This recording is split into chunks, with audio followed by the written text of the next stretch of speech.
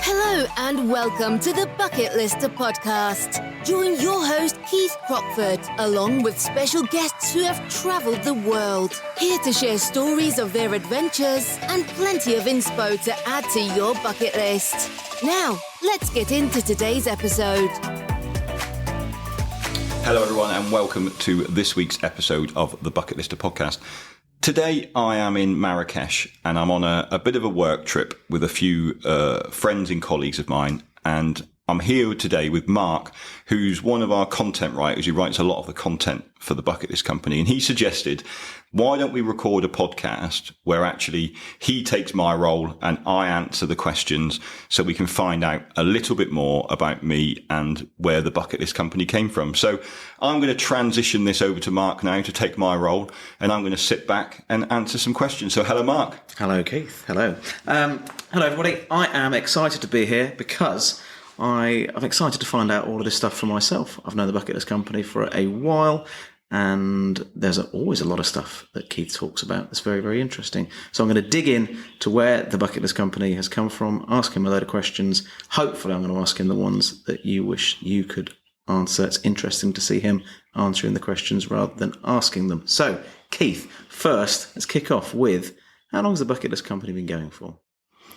So the Bucket List Company, I originally bought the domain name in 2014, and I was a little bit surprised that the domain name existed, really, because I just thought it was a really catchy name. But I didn't actually start doing anything with it until about 2016 is when we started really pushing it, and that's when we ran our first couple of trips, to later part of 2016, early part of 2017. Why did you buy the domain? In 2014, why did you think, I'm just going to buy this domain now? So I originally set up my business in 2007, Rockin' Rapid Adventures, and it was to provide overseas expeditions to school groups and do UK residentials for school groups. And we ran that for quite a few years. We took we still run it now, but we took school groups all the way around the world. We went to Nepal, we went to Tanzania, we went to Morocco, we went to Gozo, and friends and family then started saying, I want to do those trips. Like, I want to go climb Kilimanjaro. I want to go to Everest Base Camp. So under the Rockin' Rapid banner, we started doing overseas trips for adults. But the marketing message came a little bit, it was confusing for people in terms of, we did hen do's, we did stag do's, we did school groups, we did overseas expeditions. And then one day I was at a conference in Birmingham, and they had a lady on stage talking called Deborah Searle. And Deborah had rowed the Atlantic. And it's a really great story if you have a look up Deborah Searle on the internet. But she started off rowing it with her husband, and they got a couple of days across the Atlantic when her husband finally discovered that he had a fear of wide open spaces. So at that point, they called in the safety boat, and she had a split second to decide whether she was going to get onto the safety boat or whether or not she was going to continue the journey on her own. And she continued the journey on her own, and she completed it. And she just spent the whole time during that talk talking about bucket lists and people having bucket lists. And I was like, that's a really cool concept. And so literally while she was talking, I went onto my phone and typed in the Bucket List Company, and it existed. And I just bought the domain name there and then, thinking, that's a really cool idea. I might do something with that one day. That is a cool idea. So in terms of people's journeys then, you haven't always run your own business. What were you doing before? What does your experience up to being a business owner include? So I went and did my degree in adventure management. And then when I left doing that, they said to me, would you like to become a lecturer? And I had no job to go to when I finished. So I was like, well, I've got nothing to do. So that sounds quite a cool thing. So I then did my certificate in education and then lectured for 4 years in adventure management. Carried on gaining qualifications in the outdoors, kayaking, climbing, etc., etc. And then when I finished that, I went to work for an expedition company that provided school expeditions. And that's kind of where I where I started. I was their operations manager. I did all of their operations, organised all of their trips. That company folded, and I kind of decided at that point that I didn't really want to work for somebody else again. I was left owed quite a bit of money, and I was like, if I'm going to be skint again, I want to be skint because it's my own doing, not somebody else's made me skint. Mm-hmm. So I just decided at that point, I'm going to set up on my own and try and do it on my own. And like I say, that was in 2007. So it was actually our 15-year anniversary of me coming up with the name last week as it popped up on my Facebook. So yeah, so we were going for 15 years doing that. Doing Rock and Rapid. Doing Rock and Rapid, yeah. Okay, and then we did some bucket list stuff as Rock and Rapid before we launched Bucket List, and then late 2016, early 2017 was the first. We've got that domain 2014, 2016, 2017. We got the first trips going. So did you have a website live? How many trips did you have? Where were they to? Yeah, so to start with, it was just me.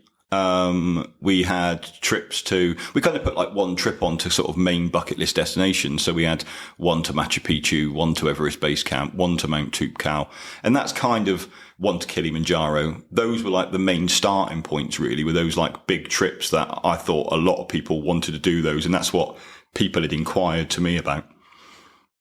So predominantly we started off trekking, a little bit of diving. We did one of the first trips we actually did was to Gozo. Just because I love diving so much and I love Gozo, it's a really simple trip to put on. So yeah, that was the starting point, was just those couple of trips. And we just went from there really. So of those first batch of trips that you launched, is there one that you wished you'd added in? Is there one that was more popular than others? Is there one that you thought would be a really good trip and it turns out that nobody wanted to go on it?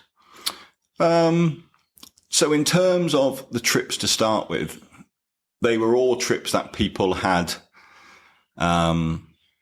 inquired about. We'd already run them. They were just under the new branding of the Bucket List company. So they went kind of really well.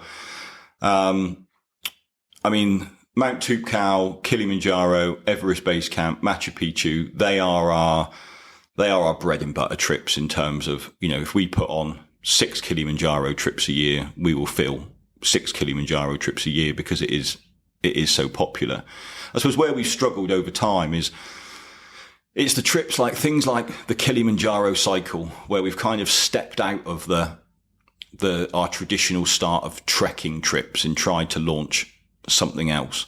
They're the ones that have been more of a struggle to get off the ground. Things that are slightly different from the popular trips that everyone kind of wants to do really. I mean, it's things like, I suppose it's educating people really, because everybody knows the Inca Trail trek to Machu Picchu, but very few people know about the Lares trek to Machu Picchu. So it's about trying to educate people and give them the information to know that there are differences out there and there are different reasons for doing different trips. But, again, we probably sell a lot more Inca Trail treks than we do the Salcantay or the Lares trek. I think just because of the popularity around the world of people know the Inca Trail trek to Machu Picchu. So it's just about how we try and educate and inform and produce content to try and tell people that there are other treks around, that in some cases, they are just as good, or in some cases they are better. But yeah, I mean, we're never going to stop selling the popular trips. We kind of want to include more and more new trips into the portfolio of trips. But yeah, they do take some time to get off the ground compared to the big ones. And do you think that the big ones, as you put it there, do you think the big ones have a thing? They have a crescendo. They have something to tick off.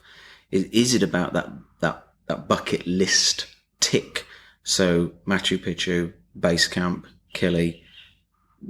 It's not so much about the trip; it's about doing that one thing. Yeah, I definitely think so. I think, in terms of even Kilimanjaro compared to Everest Base Camp almost has a finishing point to it Kilimanjaro almost has a finishing point to it by getting to the top. Yeah. You've completed it. Whereas, a lot of people say with Everest Base Camp, you're kind of walking to the bottom of the mountain. Although you've reached the end point, actually, you've only reached the start of the challenge for other people. So, yeah, I think definitely, in terms of from a bucket list perspective, there are those things that people want to tick off. I mean, the surprising one for me actually was Easter Island when we launched that trip, because we sold that trip out in a weekend when we first launched the Easter Island trip. That really surprised me because, again, there is no end point to it. It's kind of going against like what we've just been saying about that bucket list tick. But obviously, Easter Island is on a lot of people's bucket lists in terms of they want to go there. Very few people go there. So yeah, I think some destinations, I mean, like, we've got a group away in Croatia and Montenegro at the minute. That's an adventure holiday. It's a brilliant trip, whether or not it's on somebody's bucket list or not, or whether or not it's just an adventure travel holiday they want to go on. So I think, we have got a difference in the trips, that some are definite bucket list ticks and others are just adventure travel holidays that people want to go on. Which trip have you been on the most? Oh, blimey. I would say probably Kilimanjaro is the one that I've probably done the most. You've just come back from Kili, haven't you? Just come back, yeah, number 13. 13 times. Yeah, love it. I think... Love it every time? Love it every time. Like, for me now, I get my joy out of the trip by seeing the success rate of the clients. So I want to see them get to the top and fulfill their ambition of getting to the top. And if we get a really good success rate on the summit, we get everyone to Everest Base Camp, we all get to Machu Picchu. For me, then that's a brilliant trip. And, I really enjoy it. I love the country. I love the people of Tanzania. I've got so many friends out there that I've met over the times that I've been there. And I've done other trips in Tanzania as well that haven't been Kilimanjaro trips. So I've probably been to Tanzania, must be coming up to 20 times now, I suppose. But yeah, I'm really lucky in terms of the fact that I can pick and choose the trips that I go on now. Mm-hmm. So, and we try and do that with all the leaders, really. Like, there isn't any trip, I don't think, on our list that everyone sits there and goes, oh, I really don't want to do that trip. But I think if I went and had to climb Kilimanjaro 5 times in a year, I probably would start to maybe just stay at the top and wait for people to get there. Yeah, exactly. But I think because I only get to do it once, twice a year, I always look forward to going back. I mean, this year was really nice because I haven't been there since 2019 because of COVID. Yeah. So it was really nice to get back out, see everybody and do it again. So yeah, Tanzania is probably the country I've been to most, probably closely followed by Morocco, I would think. But it's a bit easier to get to Morocco than it is to get to Tanzania. And it's fantastic when you are here. So you talked there about the different leaders and, when this kicked off, 2016, 17, you were on all of the trips and now you're not on all of the trips. So you've got other people, leaders on the team who run trips that you don't go on. And I know that one of the questions that we get in quite a lot is, why do you use UK leaders on trips? I wondered if you want to talk about that for a moment. Yeah, I think when I set up the Bucket List Company, I kind of built it on the same way that we'd always run our school trips. So the idea of the monthly payments to break up the payment costs, to have dates that were quite far ahead in the future to make the trips more accessible to people within the monthly payment costs. Mm-hmm. And then to have a UK leader go on all of the trips. And, we run loads of Facebook ads. And one of the common questions, we always advertise the fact that there is a UK leader there. And one of the comments that we always get and we always reply to is, why don't you use local leaders? You're not supporting the local economy, et cetera, et cetera. We always have local leader teams. We have massive local leader teams. When we were on Kilimanjaro the other day, we pretty much had one guide, either me or one of our local team, on summit night per client. Mm-hmm. So, we're probably having more local leaders than other companies provide. But the idea of the UK leader was because we were organising the UK flight, it was somebody to meet them at the airport. It was someone to bring the group together. We have a WhatsApp group that goes out before every trip that has everybody in the trip and the leader. It gives them chance to ask the leader questions. The leader's been and done that trip before. So they've got the knowledge already. And and I do think, we had our medical training is slightly more than a lot of the local leaders in country. We had an incident on Kilimanjaro a couple of weeks ago, and it was us. It was the UK leader that took the lead on it and dealt with that situation. Yeah. And our local leader out there, who is very experienced, afterwards said to me, "Oh, I learned a lot on how you dealt with that medical situation. Like, I wouldn't have dealt with it as quickly, as well as you did. Like, you literally, dealt with it brilliantly." And I learned loads from that. So I think that's really important in terms of having that person on the ground there. And then the other thing as well is when you're traveling with a group, the UK, a local tour company is not going to be with you the whole time. They might meet you at the start of the trek. They'll give you a briefing. They'll see you at 9 o'clock the following morning. Like, they'll drop you back to the hotel at 5 o'clock in the evening again. They won't see you till the following morning. When you've got that UK leader there, I think if you're traveling on your own as a solo traveler, having that comfort that there's a UK leader there, that, you're not going to have to go for a meal by yourself in the evening. Like, there's somebody to go out with. If you've got a question to ask, there's somebody there. Simple things like, where's good to go and eat in Marrakesh? Like, have you got a restaurant that you'd recommend? Or like, I'd really like to go and get a beer, but every restaurant I've been in Marrakesh doesn't sell beer. Where is somewhere I can have a glass of wine with my meal? It's just answering those questions. And I just, everyone says to us, like, once they've been on a trip with the UK leader, they just say that actually it just made the trip. Any questions I needed, they just got answered straight away. So that's kind of why we went down that route, really, of wanting to have that UK leader on the trip that was there to support the group, already been there, answer any questions. I mean, it was on Facebook a couple of months ago, and it was in one of the qualification groups for the outdoors, and they were on Kilimanjaro, and they'd seen somebody walking up Kilimanjaro who had no kit with them.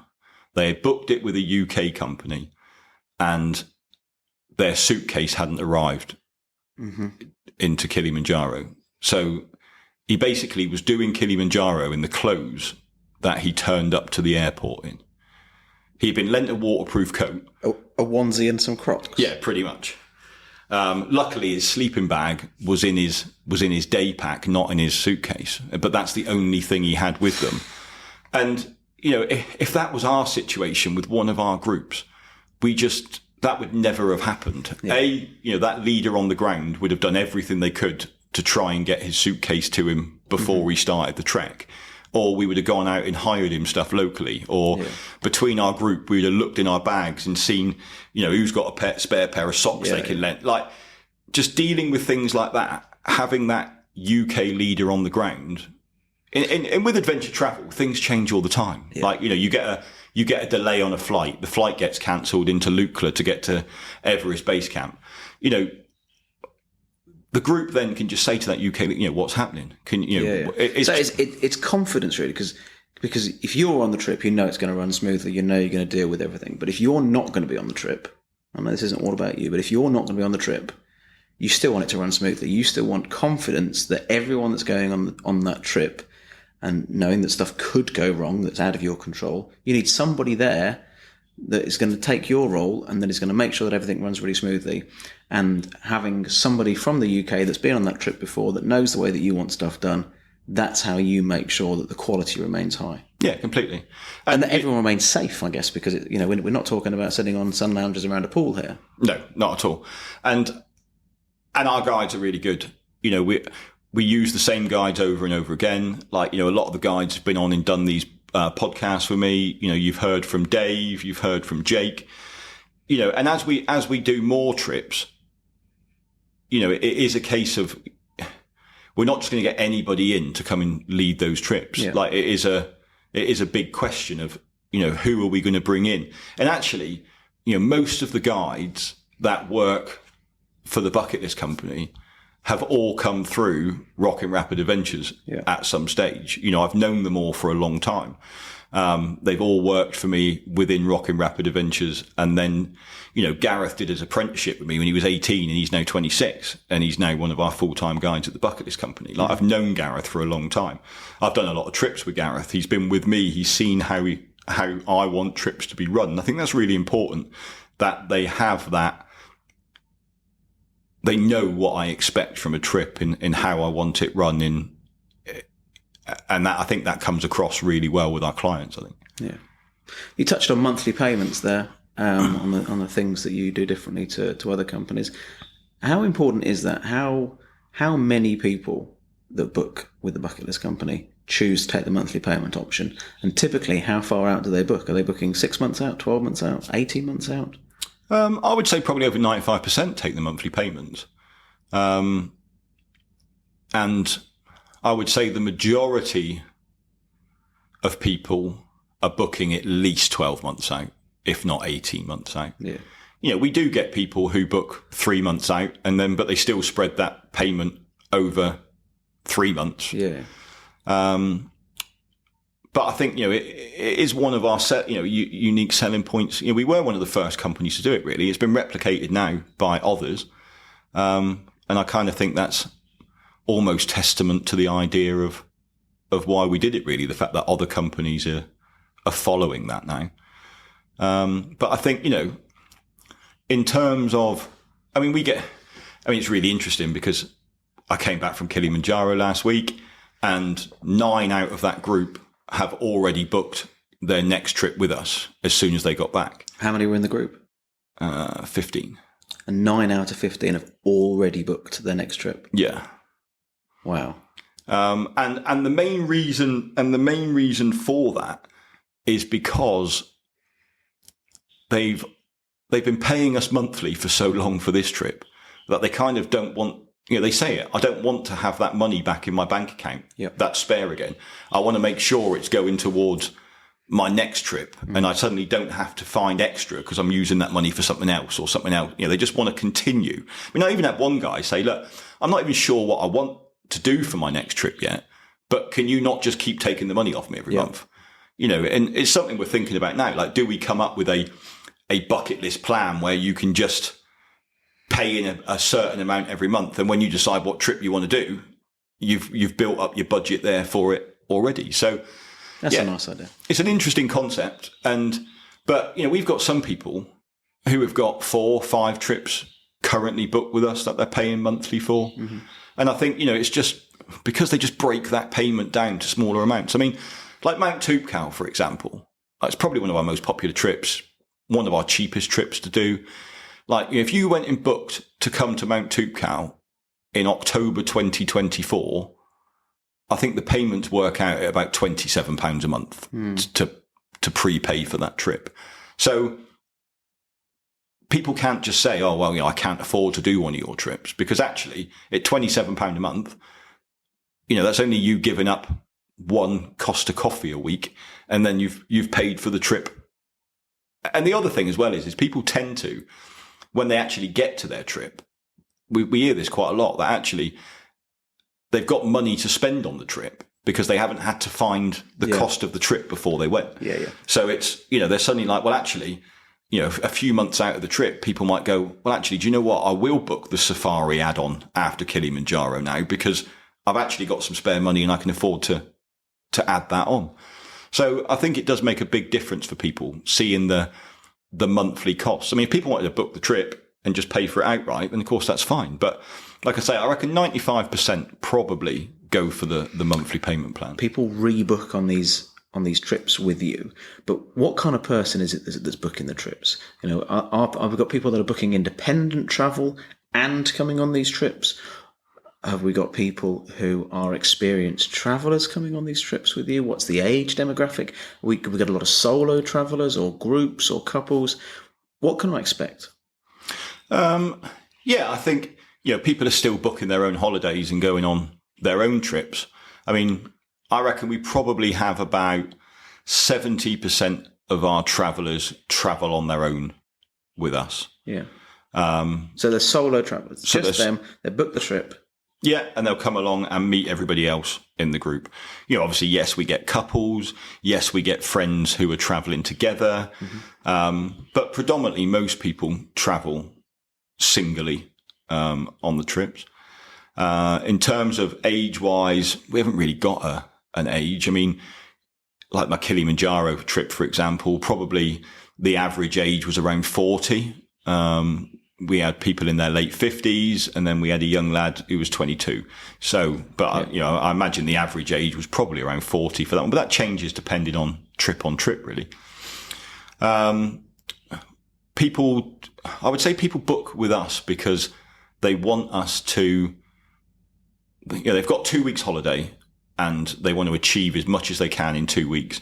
And they don't want to deal with any of the logistics of it. They want to know that they can turn up to the airport, everything's sorted for them, and everything runs smoothly. I mean, like I said, we had a guy a couple of years ago on a Kilimanjaro trip, and that was his first time he's ever flown out of the UK. So he'd never been on a plane before. Yeah. And then you go and land in Kilimanjaro International Airport, and that's a complete culture shock. And if that's your first point of travel, then you're going to need someone to go, what do I need to do at this point? Yeah. Like, going and getting a visa in Kilimanjaro. How was he? How did he handle it? Yeah, he was really well. Like, he had a great time. Like, he's doing loads of traveling now. He loves traveling now. Such an interesting first place to go. Yeah. And it was because he had a friend who had booked the trip and she mentioned it to him, and he just suddenly went, oh, I fancy doing that. And he booked it and away he came. Fair enough. Our repeat rate is really good. Like we were just saying a minute ago, we had 9 people come back off that Kilimanjaro trip, and a lot of them who have booked it, they've booked it because they've met friends on the trip who they then want to go travelling with again somewhere else. They're like, oh, we had a really nice time as a group of friends together. Why don't we do? Where should we go next? Yeah, and in terms of going back to the UK leader again. We've all done lots of the trips. So when you're going away with a UK leader, you've got 10 days in Tanzania to talk about what else is on your bucket list. Where else should I go? Have you done Everest Base Camp? Have you done Mount Toubkal? Which trip should I do next? What's the next step for me to, and we're not there to sell trips but naturally that tends to be what happens because you just have conversations with people. Everyone's enthusiastic about it. And, people love to travel. Yeah. And, and we've certainly seen the appetite for travel come back since, not being able to travel for 2 years. We were really lucky as a company during COVID. I mean, we worked it out that about 80% of our customers moved their trip to a future date. Yeah.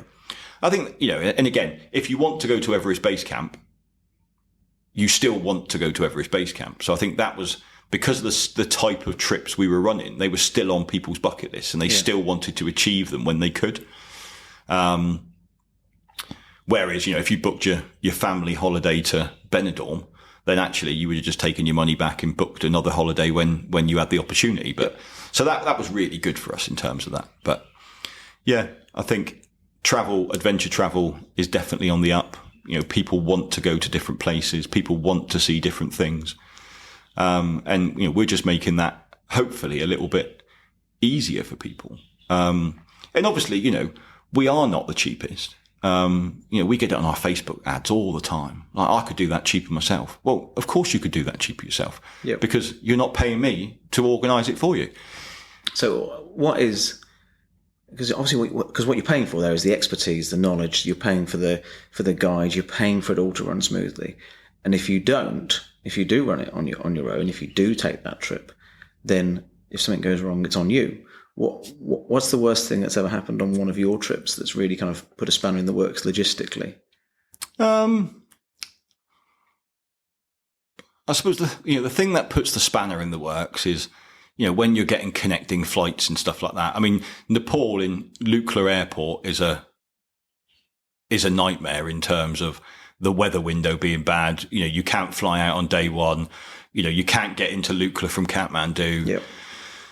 So that puts a spanner in the works. But we can get helicopters if we need to. Obviously there's an extra charge in that, and that's something for the leader to negotiate with the clients. We can wait and hope that we can fly tomorrow, or we can get a helicopter today and we can start the trek at the time we want to.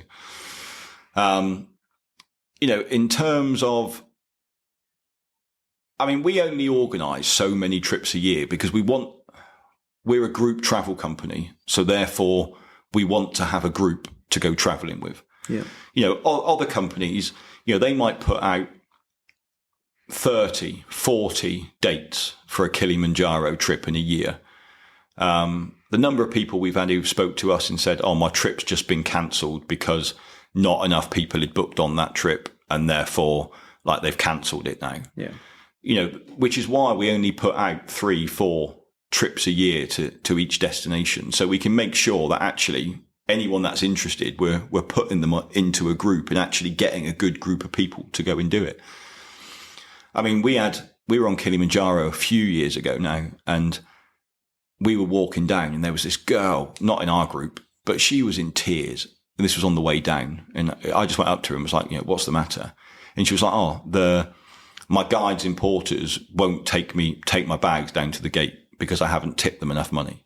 Mm-hmm. And she had turned up to Moshi. She had gone into Moshi. She had booked a trip with an operator, and she was the only one in the group. So she'd done it by herself.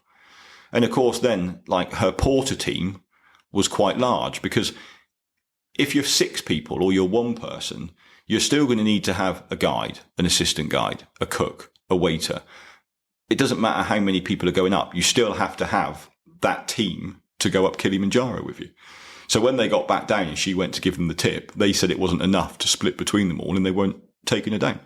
So in the end, she ended up joining our group, and then we walked it down with her to the gate. But it's just things like that that would never happen with one of our groups. We don't tip our groups on Kilimanjaro. We wait until we come back in the evening, wait until the trip's finished, and then we have a celebration meal with the guides, and then we present them with their tips. We don't do it on the mountain. We wait for the trip to be finished. And so it's all experience, isn't it? Really, if we're talking about spanners in works. When you've done something a few times, you spot the spanners. You know where it could go wrong. So you know that the flight could be delayed. It's more likely to be delayed at this sort of airport. What are the options? I guess when you're scheduling the trips, you allow extra time, because that's something that could happen that day. It could not happen to the following day. It might not happen to the day after. Because you do the training weekends, who's going on that trip and that they're fit enough to deal with that level of difficulty. You give them the kit list, so they know that they've got all of the right equipment. You wouldn't set off if somebody's suitcase hadn't arrived. You've got the UK guide, you've got the in-country team that you've used before. So I guess that the number of spanners is significantly reduced. Exactly. Whitey, our head guide in Tanzania, we do every trip with Whitey. Yeah. We know how Whitey works. Whitey knows what we expect. We know what Whitey expects. So it just runs really smoothly. We don't have to ask him questions about what's happening the next day, because we already know what's happening the next day. It was lovely. We've got a bucket listers Facebook group where all of our clients go into the group. So once you've booked a trip, you get invited to go in. And we had a lady pop up in there the other day, and she's just booked a trip to Everest Base Camp. But the only way she knew about the bucket list company is because she was climbing Kilimanjaro in August, when we also had a group climbing Kilimanjaro in August. And she just saw how the bucket list company were on the mountain, how we worked. And she made that, and she said in her post, once I saw the bucket list company, I knew that my next trip had to be with the bucket list company. That must make you very proud. It makes me very happy. That, for me, And that wasn't a trip that I ran. Yeah. Somebody else ran. It was one of Jake's trips. Yeah. So yeah, that's exactly what we want as a company. I mean, we're never going to be one of the big boys in the industry. There are, so much bigger companies out there who are running thousands and thousands of trips a year. We just want to be providing good quality trips in the UK to people who want to go and tick things off their bucket list. And, we know all the customers. The office team's small enough that when you ring up, you speak to the same person. That, obviously we've just moved our office. We've got a new team. The new team are really great. But, they're getting to know the customers' names. Like when they ring up, you don't have to ask to speak to somebody different every time because it's the same people in the office and they know you. It's not a call center. It's just our office where our ops team are based that are planning all the trips. And I just want to create that bucket list community of people that want to go and do more and more trips. Well, it sounds like you're doing a good job of it so far. So I've got 2 more questions for you. The first is, when you are scheduling all of your events, all of your trips for the next few years, is there one that you think, I'm going to schedule myself on that one because that's my favourite trip? Like I say, I love to go to Kilimanjaro once a year. So I always try and give myself one trip to Kilimanjaro a year. I love Peru. So I always try and take a Peru trip. Gozo scuba diving again. I mean, I put myself on the Easter Island one because I just can't wait to go back to Easter Island again. And then like a lot of the new trips I like to go and do because I think when it's a brand new trip, although I've already been out there and recce'd the trip, I haven't had a group out there with me. So I've seen how I think it's going to run with a group, but until you actually take 10 clients, I mean, it's much easier to move one person around than it is to move 10, 16 people around. Yeah. So I always think that if I go and do the new trips, I can tweak it and see what could be improved in, well, actually that didn't work very well. So we would be better off staying there for 2 nights. And then, so I always try and put myself onto the new trips.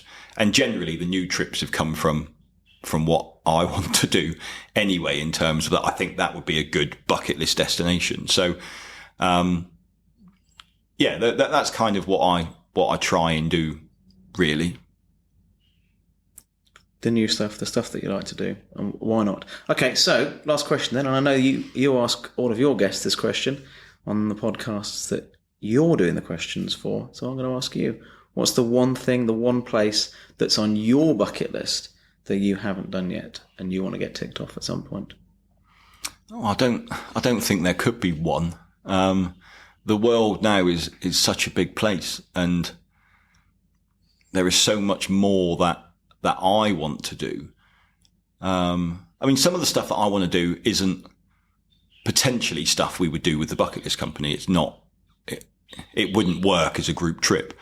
And, I spend a lot of time traveling now, and I probably haven't got the time to go and do my own things at the minute. But in terms of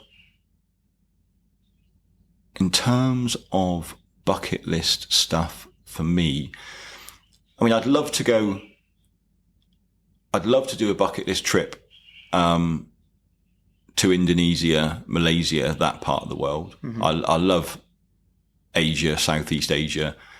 We're launching a trip to Vietnam, Cambodia. I've always wanted to go to Angkor Wat. I might head out there before Christmas and recce that trip. And then the Antarctic's always been on it's one reason why I like things like Easter Island. Because there's very few people I know, and I know quite a lot of people who travel a lot, but they haven't been to Easter Island. And it's kind of like, I've done that. I've got that ticked off. And I think places like the Antarctic, again, there's very few people who can say, I've been to the Antarctic. Mm. Whereas, if you say to people, oh, I went to Marrakesh, or I went to Morocco, or I went to, I've been there. I know someone that's done that. But I think there's very few people, I only know a handful of people who can say they've been to Easter Island. I don't know anybody. Oh, I know a couple of people who are not close friends, just acquaintances that have been to the Antarctic. So I think for me, it's, my bucket list ticks are going to places where not many people not many people have been, I think. Okay, good. Well, I look forward to watching you tick those off over the next few years, hopefully. Thank you for answering all of my questions. And if you're listening, then thank you for listening. Hope you've learned a few things about the Bucket List Company and about Keith, who seems to be perpetually travelling. I don't know how he does it all. And I guess when you get home, you just want to sit down and not go anywhere. Well, watch a bit of football or something different. Bit of football. Lovely stuff. Thanks very much, Mark. I've really enjoyed answering these questions. It got me thinking about the Bucket List Company as a company, what we want to do, etc.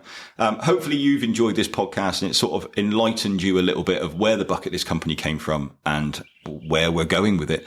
Thanks for listening. Please do subscribe to the podcast, give it a nice 5-star review, and we'll see you next week for another edition. Thanks very much. Goodbye. Thanks for listening to this episode of the Bucket Lister podcast. Be sure to click follow to be alerted for next week's episode. For more travel inspiration, check us out at www.thebucketlistcompany.co.uk or follow us on socials. See you next time.